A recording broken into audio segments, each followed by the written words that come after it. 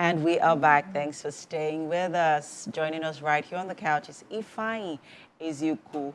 He is a theater art practitioner who delved into the theater realm under the guidance of the late Chief Renegade Wole and hasn't stopped since. He's also produced and directed over 30 plays with meticulous attention to detail, earning him the nickname The Amplifier.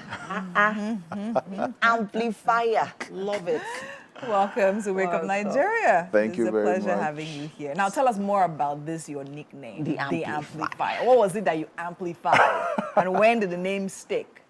Oh, well, I think it started not too long, like last year, and it was Awaka. Oh, Yeah. So he sent me a script. So he said, oh, I was just going through something that he wrote some things, and I said, okay, send it to me, let me go through. And sent it. It was title was Madness That Kills My Land. Ooh, madness. And it was very strange. It was very strange, and I said, I don't know what to make out of this, but it's possible. Then I didn't talk to him again after 2 weeks. Then I called him and said, we are staging the play February. Okay, this year, early this year, February 22nd or so. I said, are you sure? I said, yeah. And it came to life, and it's gone to about 5 schools already, and it's still touring. Okay. And so he saw it and said, wow, man, there's nothing else to compare. You have to be the amplifier, that's all. So he amplified his story, his vision for that particular play. Fantastic. And so that's how I started. You've been in the industry for a while now, the theater industry for a while now. Yeah. And there's been that transitioning. A lot of, artists, actresses, actors have moved from theater to the movies, and some from the movies to the theater. And there's also been that debate about theater professionals being core professionals when it comes to acting. What are your thoughts on it? Because you have moved from not just acting, but directing and producing theater stage plays. So what are your thoughts on this? Okay, so first of all, I never really acted. Okay. Never really acted. I think I acted maybe 1 or 2. That was with Renegade Theatre, that's so many years ago. Yeah, then after then, I just thought, okay, let's go to some school, let's do this, let's do that. And we delved into directing and producing. Now, the transitioning, I just think is a personal thing. I don't think I want to move into the movies anytime soon, because I feel that the theater is where it is. Movies sometimes take as long as you can take. Some say it's take 30, some say it's take 20, some say it's take 10, But for the stage play, once it's action, you don't stop it till the end of the play, till curtain call. Do you understand? So you carry the character through, you stay in your place, hold the lines, and make sure everything works the way it should be from beginning to the end. It's not the same with movies. Okay. It's not the same with movies. So I think I totally understand that idea, because yesterday I was actually having a conversation with someone about live television and recorded television. And this is like, oh, live, isn't that too demanding? I'm like, yeah, but once you say action, anything go like as it's going, this is the way it's going. Do you understand? There's no cut, there's no retake and all of that. But then again, I've come to understand that theater can be quite tasking. Right, so I have a lot of friends, a number of friends literally that are actually stage players and all of that, and they do a fantastic job. But something they keep on talking about is the work they put in. And of course, from a director's point of view, you're the one that drills them. Literally, you're the one that literally makes them do the work, because they have to look good. And then, so tell me, so what is the most challenging part of what you do?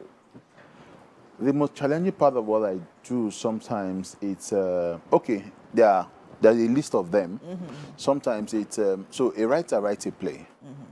And in his moment, at some point, he feels like, maybe I should cough at this point. And he coughs.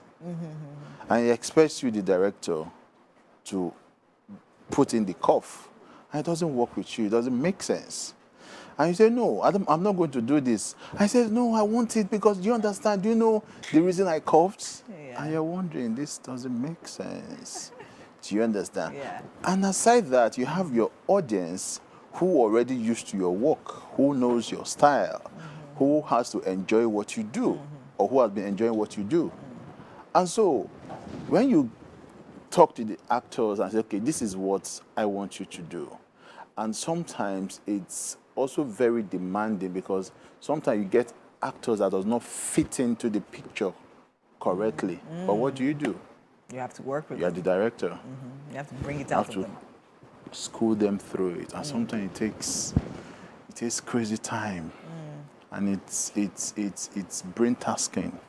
Because you need to create picture, you need to walk them from here, you need to begin to do some form of exercises, you need to loosen them up, you need to make them unlearn whatever it is they have already learned and put them through the process of relearning and make it stick, and you keep rehearsing. It's crazy. Yeah, but in a case where you have quite a timeline, Yeah. and you don't have enough time, so where do you, how talk to us about the process. How do you, because at the end of the day, you need this actor to perform. Yeah. Right. And make sure you like them. Make sure you Make sure the audience like them. Yeah. exactly. Yeah. Make sure that the deliver. audience likes them because they have to deliver on their line. Certainly. So with a very short, ample time, how are you able to, get them to that point that you want them to be as a director? Okay, so because that's not your very first play, so you already have your formula, you already have your processes. Do you understand? Okay, so for instance, if I want you to play, a woman who lost a husband, and she's broke. Do you understand? So because in my head I already seen the picture I want, and you are coming from a very rich background who has never seen a broke person before. Do you understand? I work more, and some other time, I take you through unconventional process. So sometimes it might not be at the rehearsal ground. I might probably take you to, let's say, a Bariga, let's say Makoko, to spend some time there. Yeah. Do you understand? Yeah. So I take you there. So spend your time there. Let's go to a buka. Let's eat. Let me take you away from your comfort zone. Do you understand? You begin to experience it. Then with time, when we talk about it, I say, see that woman. Then we can have conversation with the woman. Then we'll come back to rehearsal ground. Okay. Then it's easier. Then it's easier. Okay. Yeah.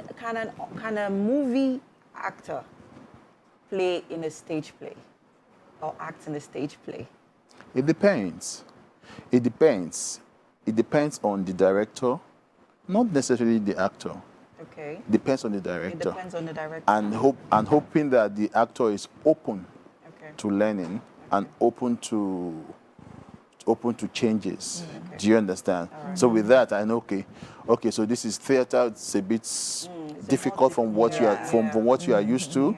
Okay, I put you through the process, and you're willing to learn. Yeah, we can achieve Why it. not? So it is the willingness to learn. Willingness to learn and the time. All right. I know you have a stage play coming up this weekend. Yes. So while we're walking to the kitchen, we'll talk about it. Okay, I hope that's okay. that's fine. All right. right. So the human angle Yes. is happening this weekend. This weekend and all the weekends in May at Terra Culture, the lawn. Oh, nice. Yeah. So it's a story about love, betrayal, what else?